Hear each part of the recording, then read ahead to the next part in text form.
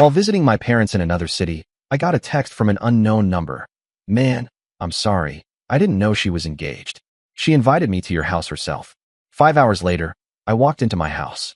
She smiled and greeted me like nothing happened. Then I was in my parents' kitchen when the message arrived, leaning against the counter with a mug of reheated coffee that tasted like nothing. The city was quiet in that way unfamiliar places get late at night, when even the fridge hum sounds foreign. My father had gone to bed early after a long day of post-surgery exhaustion, and my mother was asleep on the couch with the television still on, volume low, the light flickering over her face. I remember thinking I would answer one more email, then turn in myself, because the morning was going to start early again. The phone vibrated once, sharp and deliberate, not like a notification from an app. I looked down and saw a number I did not recognize. Different area code. No contact photo. No context. Just a single message sitting there, heavy in a way words should not be able to manage. The message explained, without drama and without insults, that the sender had been invited to my house by my fiancée, that he had not known she was engaged, and that he felt obligated to say something now that he understood what was actually happening. He mentioned my house specifically, not vaguely, and described how she framed the situation as temporary and uncomplicated. He said he would not have crossed that line if he had known the truth earlier. He added that he was not trying to cause trouble and that he was stepping away completely. I stood there longer than made sense, staring at the screen, rereading it slowly, not because I needed clarity, but because my brain was buying time. The room around me felt unchanged, which was wrong. Nothing had moved. The fridge still hummed. The television murmured. But the structure underneath everything had shifted, and my body had not caught up yet. At first, I assumed it was a scam. People send messages like that sometimes, fishing for reactions, hoping to start something messy. The wording was calm, almost restrained, which made it suspicious in a different way. There was no demand, no accusation, no follow-up. Just an explanation and an apology. That absence of aggression unsettled me more than anger would have. I checked the timestamp. It was recent. Too recent to be something old resurfacing. I checked the number again, then the area code. It matched my city. Not my parents' city. Mine. I didn't reply immediately. Instead, I locked my phone and set it face down on the counter as if it might move on its own. I rinsed the mug even though I had barely touched the coffee. The water ran too loudly. I turned it off and leaned both hands on the sink, breathing through my nose, forcing my shoulders to stay loose. Sabrina and I had been together long enough that surprises were rare. We had routines that overlapped neatly, habits that filled in the gaps. I knew when she woke up, when she got quiet, when she left cabinets open without realizing it. I knew which light she forgot to turn off. We shared a house, a future plan, a calendar that lived on both our phones. There was no space in that picture for an unknown number explaining access to my home. I unlocked my phone again and reread the message, this time paying attention to the details I had skipped the first time. The sender mentioned the back entrance instead of the front, something only someone who had actually been there would think to specify. He mentioned the way the hallway light flickered before fully turning on. That light had been flickering for months, and I had kept forgetting to replace the switch. My chest tightened, not sharply, but steadily, like pressure increasing in a sealed container. I finally replied with a short acknowledgement, neutral and controlled, asking how long ago this had happened and why he was contacting me now. I did not accuse. I did not ask questions that would tip my hand. I kept it factual, the way you do when you need information more than comfort. The response came faster than I expected. He explained the timeline without embellishment. He said he had believed her when she said the situation was unresolved but ending, that the house was hers for the time being, that the engagement was something she had already mentally moved past. He said he noticed inconsistencies over time, enough to step back, and that he had learned about the engagement indirectly, not from her. That was when he decided to reach out. I asked for clarification about dates. He answered. I asked whether anyone else knew. He said no. I asked whether he still had access to the house. He said he did not, and that he had never been given a key, only temporary access. Temporary access. I locked the phone again and walked quietly down the hallway to the guest room. My parents' house was unfamiliar enough that I had to move carefully, memorizing where the floor creaked. I sat on the edge of the bed and let the weight of it press into my legs, grounding me. There was a version of events where this was still explainable, where context made it less severe. I listed those versions methodically, like checking boxes. Misunderstanding. Old connection resurfacing briefly. Poor communication. But each explanation required me to ignore the precision of the message and the lack of incentive behind it. I opened the shared home app on my phone, the one we used for basic utilities and monitoring. I wasn't looking for proof, just anomalies. The activity log loaded slowly, then filled the screen with routine entries. Lights. Thermostat changes. Door activity. I scrolled back. There were entries that did not match what Sabrina had told me during our recent calls. Minor things. Temperature adjustments at odd hours. Lights turning on and off in patterns that didn't fit her usual habits. None of it was conclusive on its own, but together they formed an outline that didn't belong to me. I checked the garage access next. Nothing blatant. Then the guest Wi-Fi log. A device name I didn't recognize appeared intermittently over the past week. It could have been anything, but my stomach dropped anyway. I set the phone down and leaned back against the headboard. My breathing was still controlled, but my thoughts were accelerating, stacking on top of each other too fast to sort cleanly. I realized I was more focused on logistics than emotion, and that worried me in a delayed way. Shock, maybe, or something adjacent to it. Sabrina had texted earlier that evening, asking how my parents were doing, using the same familiar tone she always did. I opened that thread and reread her messages from the past few days. Nothing stood out immediately. No sudden distance. No overcompensation. Just normalcy, which now felt artificial. I looked at the time. It was late enough that calling her would feel intrusive, and early enough that waiting would feel unbearable. I chose neither. Instead, I opened the airline app and searched for flights back home. There was one leaving early in the morning, not ideal, but workable. Another later that afternoon. I booked the earliest one without hesitation. The confirmation email came through, bright and impersonal. I forwarded it to myself on my other account and archived it. I did not tell Sabrina. I lay back on the bed and stared at the ceiling, noticing a faint crack near the corner that I hadn't seen before. My body finally started to react then, not with panic, but with a deep, slow tension that settled into my muscles. I thought about the house, about how familiar it was, how much of my routine lived there. I thought about what it meant for someone else to move through that space under false pretenses. At some point, I drifted into a shallow sleep, the kind that doesn't reset anything. When my alarm went off a few hours later, I turned it off immediately and sat up, already alert. There was no grogginess, no confusion, just a clear, sharp awareness that something had changed and that I was moving toward it. The drive to the airport passed in fragments. Streetlights, empty intersections, the radio playing softly without registering. At the terminal, I moved through security with mechanical efficiency, my bag lighter than it should have felt. I checked my phone once more. No new messages from the unknown number. No missed calls from Sabrina. On the plane, I took the window seat and watched the city pull away beneath the wing. I did not think about confronting anyone yet. I focused on sequence. Arrival, entry, observation, information. Reaction would come later. 5 hours after that first message, I would walk into my house. I didn't know yet how calm Sabrina would seem, or how convincingly normal everything would look on the surface. I only knew that whatever version of my life I had left behind in my parents' kitchen no longer existed in the same shape, and I was already too far in to turn back. The taxi dropped me off 2 houses down from mine, not because I asked, but because traffic slowed suddenly and the driver decided it was close enough. I didn't correct him.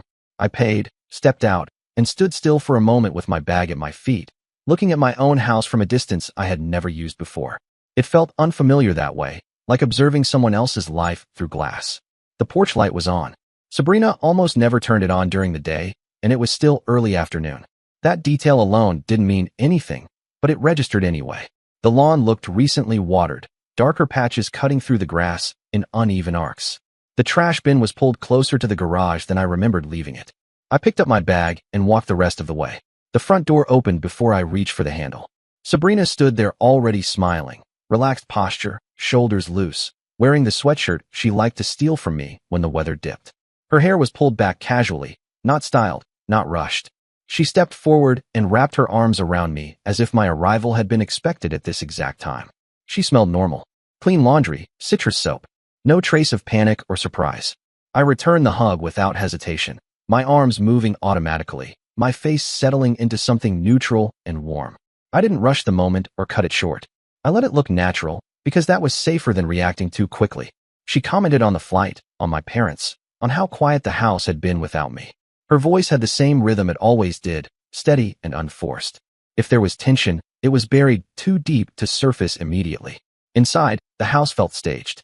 Not in a dramatic way, not spotless or rearranged, but curated. Shoes were lined up more carefully than usual. The coffee table was cleared except for one book, centered. The air smelled faintly of cleaning solution, something she usually avoided because it irritated her sinuses. I set my bag down near the stairs and took in the space with deliberate slowness, letting my eyes move naturally, not scanning like an investigator, but noticing like someone returning home. The hallway light flickered when she turned it on, just like always. We moved into the kitchen, and she started talking about a recipe she wanted to try later in the week, something that required ingredients we didn't usually buy. She opened the fridge to show me a list on her phone. That was when I noticed the extra shelf reorganized, drinks placed in pairs instead of singles, a brand I never bought sitting behind the milk. I didn't comment. I asked casual questions instead, about her week, about work, about whether the neighbor's dog was still barking at night. She answered smoothly, too smoothly, without pauses or corrections. The conversation flowed, but it felt rehearsed in a way I couldn't immediately articulate. At one point, she mentioned spending most evenings alone, catching up on shows. She referenced a series we had started together and claimed she hadn't watched ahead. That detail stood out because the streaming app on my phone showed recent activity that didn't match her timeline. I nodded anyway. We sat at the kitchen island, the same spots we always used. She reached for my hand briefly, squeezed, then let go, as if checking a box. I watched the gesture more than I felt it. After a while, I excused myself to unpack. She offered to help, then stopped herself, saying she'd start prepping dinner instead. That hesitation was subtle, but it landed hard. She didn't follow me upstairs. In the bedroom, the bed was made differently. Not wrong, just different. The pillows were arranged symmetrically instead of casually stacked. The extra throw blanket was folded instead of draped. I opened the closet and saw that my clothes were untouched, but the spacing between hangers felt tighter, compressed as if someone else had been navigating around them. I unpacked slowly, placing items down deliberately, listening for movement below. I heard cabinets opening, the faucet running. Normal sounds. Still, my awareness stayed elevated, like a low-grade alarm that refused to turn off. When I went back downstairs, Sabrina was chopping vegetables with careful precision. She asked whether I wanted a drink. I said water. She filled a glass from the tap, added ice without asking, then slid it across the counter. The ice clinked louder than it should have. While she cooked, I wandered into the living room and sat down, picking up the book from the coffee table. It wasn't hers or mine. It wasn't something either of us would normally read. There was no bookmark, but the spine was creased in a way that suggested repeated handling. I set it back down exactly where it had been. A knock came at the door. Sabrina froze for a fraction of a second. Not long enough to be obvious, but long enough for me to notice. She recovered quickly, wiping her hands on a towel and heading toward the door with a smile that didn't quite reach her eyes. It was a neighbor, an older man from 2 houses down, holding a misdelivered package. He apologized for the inconvenience, made a comment about how busy things had seemed around here lately. He gestured vaguely toward the driveway. Sabrina laughed lightly and said she hadn't noticed anything unusual. The neighbor shrugged and left, but the comment stayed suspended in the air after the door closed. Dinner was quiet, but not tense. Sabrina talked more than usual, filling space with small updates and future plans. She mentioned a weekend trip idea that assumed nothing had changed. I let her talk. I asked a few questions to keep the rhythm steady. After we ate, I offered to do the dishes. She hesitated again, then agreed. While I stood at the sink, I watched her reflection in the darkened window. She moved restlessly, checking her phone more often than she realized, responding to messages with the screen angled away from me. Later that evening, when she went upstairs to shower, I sat alone on the couch and pulled my phone out. I messaged the unknown number again, asking a direct question this time. How many times had he been here? The reply came almost immediately. More than once. Always when she said the house was empty. Never overnight. Never with anyone else present. I asked whether she had ever mentioned me by name. He said no. That answer carried more weight than anything else so far. I put the phone down and stared at the wall, tracing a faint scuff mark near the baseboard I'd meant to clean months ago. I thought about the way Sabrina had greeted me, the way she had spoken about being alone, the way the house had been arranged to look untouched. When she came back downstairs, hair damp, wearing comfortable clothes, she sat beside me and leaned her head on my shoulder. I rested my arm along the back of the couch without pulling her closer.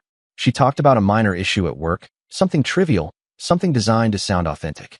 I listened without interrupting, nodding at appropriate moments. At some point, she asked if everything was okay, if I seemed tired. I said the trip had been longer than expected and that I just needed a night to reset. She accepted that explanation easily. We went to bed at the usual time. I lay awake long after her breathing evened out, staring at the ceiling fan as it turned slowly above us. Every familiar sound felt altered, like hearing a song you know well played in a different key. I didn't confront her. Not yet. What mattered now was understanding the shape of the lie, not reacting to it. The house wasn't just a setting anymore. It was evidence. It was a shared space that had been repurposed without my knowledge, then carefully restored. By morning, I knew one thing with certainty. This hadn't been a momentary lapse. It had been managed. And that meant the next step couldn't be emotional. It had to be precise. Morning arrived without ceremony. Light slipped through the blinds in narrow bands, touching the dresser, the edge of the bed, the wall where we had once argued about paint colors and never decided. Sabrina woke before I did, or at least pretended to. I heard her phone vibrate softly, then the mattress shift as she sat up and turned away. When she finally stood, her steps were careful, measured, as if the floor itself might betray her. I stayed still until the shower started. When the bathroom door closed, the house changed character. The sounds became clearer, sharper, no longer buffered by performance. I got up and moved through the bedroom without rushing, opening drawers that were technically shared but practically hers. Nothing obvious. Everything curated. The absence of disorder felt intentional. Downstairs, I made coffee and checked the calendar pinned to the fridge. It was full of future plans written in her handwriting, trips, deadlines, reminders that assumed continuity. I photographed it with my phone, not as evidence, but as a record of how far the illusion had already extended. While the coffee brewed, I opened the financial app we both used for household expenses. I had avoided it the night before because I wanted sleep more than certainty. Now I wanted clarity. The account showed normal activity at first glance. Bills paid on time. Groceries within range. But when I filtered by merchant and frequency, patterns emerged. Purchases that didn't align with her routine. Small amounts, consistent intervals, the kind of spending designed not to stand out. I cross-checked dates against the timeline the unknown man had given me. They matched. The realization didn't arrive as shock. It arrived as alignment, like two images snapping into place. This wasn't recklessness. It was maintenance. She had budgeted for deception the same way she budgeted for groceries. Sabrina came downstairs dressed for work, composed, her hair still damp at the ends. She greeted me cheerfully, kissed my cheek, asked if I wanted anything before she left. I said no. She lingered for a moment, searching my face for something, then grabbed her bag and headed out. As soon as the door closed, I locked it. I sat at the table and messaged the man again, asking whether he was willing to meet briefly, somewhere public, no confrontation, just confirmation. He hesitated, then agreed, suggesting a cafe halfway between our neighborhoods. I set a time for later that afternoon. Before leaving the house, I walked through each room slowly, not looking for dramatic proof, but documenting condition and access. I photographed the door locks, the garage keypad, the router setup. I noted which devices were connected. I reset nothing yet. This phase was about understanding, not intervention. At the cafe, the man arrived early and chose a table near the window. He looked ordinary, younger than I expected, with the posture of someone trying not to draw attention. He stood when he saw me, then sat again quickly, hands folded, eyes tired. We kept the exchange factual. He explained how he met Sabrina, how she framed her situation, how she controlled availability carefully. She avoided weekends. She avoided overnight stays. She emphasized privacy and timing. She never let him see personal documents or photos that included me. She never used my name. He showed me messages on his phone.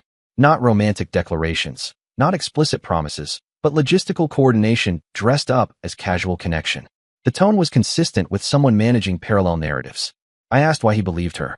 He said she spoke with confidence, and that confidence came with details that sounded lived in rather than fabricated. She talked about the house as if it were hers alone. She talked about future uncertainty in a way that invited sympathy without commitment. When we stood to leave, he apologized again, not theatrically, but with the weight of someone who understood consequences had already started moving. We parted without animosity. Back in my car, I didn't sit there processing. I drove. The next stop was the bank. I spoke with a representative and explained that I needed to temporarily restrict shared discretionary access pending review. I didn't accuse anyone. I framed it as precautionary. The process was straightforward. A few confirmations. A few signatures. The change went into effect immediately. From there, I called a legal office recommended by a colleague months earlier for an unrelated matter. I asked about disengagement protocols, asset separation, occupancy rights. The answers were clinical, structured, unemotional. I wrote everything down. By the time I returned home, the sun had shifted enough to change the way the living room looked. Sabrina's shoes were still by the door, aligned carefully.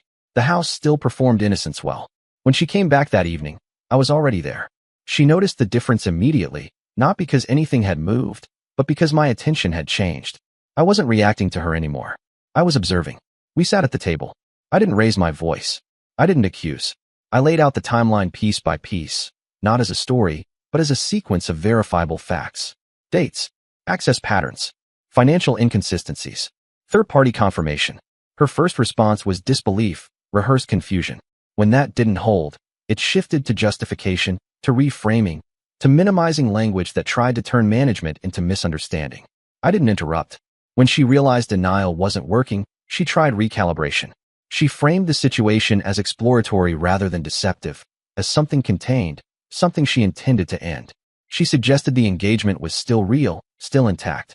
I told her that the engagement depended on mutual reality, not intention. She went quiet then, recalculating. I could see it in the way her shoulders tightened, in the way she stopped trying to read my expression and started measuring outcomes instead. I explained what I had already put in motion. Temporary access restrictions, consultation, documentation, not as threats, but as statements of fact. Her reaction wasn't anger. It was fear, not of losing me emotionally, but of losing control of the structure she had built. The house, the finances, the narrative. Those were the pillars she had relied on, and they were no longer aligned. She asked what I wanted. I said clarity, separation, and time. She asked where she was supposed to go. I said we would discuss logistics later, with parameters defined. That night, she slept in the guest room. I stayed in the bedroom and listened to the house settle around me, the familiar creaks and hums returning to their old rhythms. The place felt different now, not violated, but reclaimed. Knowledge had changed the geometry of the space. Before sleeping, I sent one final message to the man, letting him know I had handled it and that he didn't need to involve himself further. He replied with a short acknowledgement and then nothing. The silence afterward felt earned. By morning, the situation had passed a threshold. There was no version of this that returned to normal. Whatever came next would be administrative, legal, social. Emotional fallout would follow later, but the framework was already set. This wasn't about catching someone in the act. It was about dismantling a system that had been quietly running alongside my life. And now that system no longer had a power source. The morning after the confrontation felt quieter than it should have. Not peaceful, not calm, just emptied of background noise. Sabrina moved through the house carefully, as if sound itself might escalate things. She avoided eye contact, spoke only when necessary, and kept her phone close without using it much. The guest room door stayed closed longer than usual, then opened slowly, like a concession rather than a choice. I made breakfast without asking whether she wanted any. She didn't come into the kitchen. That separation, physical and procedural, set the tone for everything that followed. By mid-morning, I began implementing what I had already outlined. I changed the primary access codes to the garage and smart locks, not dramatically, not in front of her, but systematically. I disabled shared device permissions and updated passwords for utilities and home systems. Each change was logged, each action reversible only through formal steps. This wasn't retaliation. It was boundary enforcement. Sabrina watched from the hallway at one point, arms folded, her posture tense but contained. She didn't protest. She asked whether this was necessary. I said it was. The legal consultation from the day before turned into documentation that afternoon. I reviewed everything again, making sure I understood the sequence.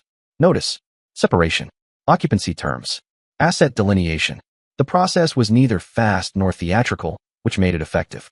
There was no single moment where everything collapsed. It was more like pressure releasing through multiple controlled exits. I told Sabrina she would need to make arrangements to leave within a defined time frame. I didn't demand immediacy. I gave structure. She asked if this was final. I said yes. That word landed harder than any raised voice could have. Her response wasn't explosive.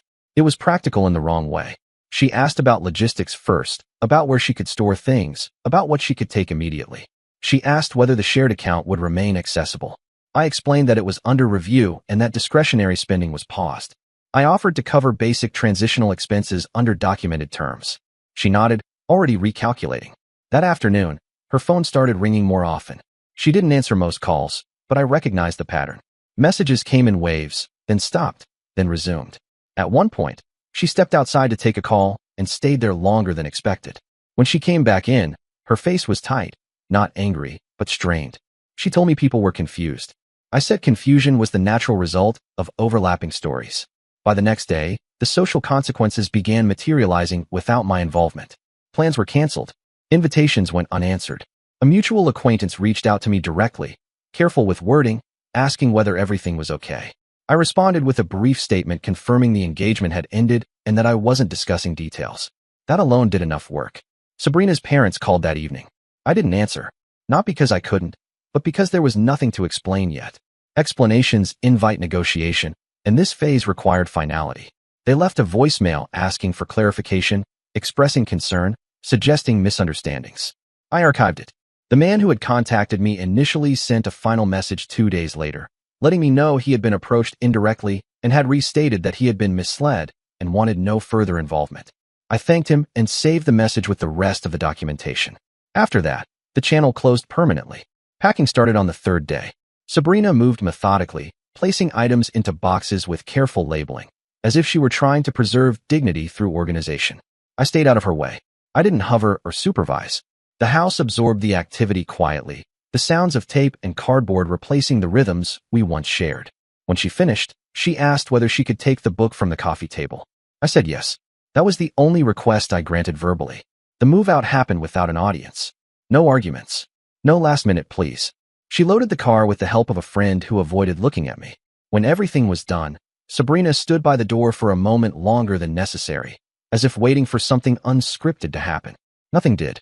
She left the keys on the counter and walked out.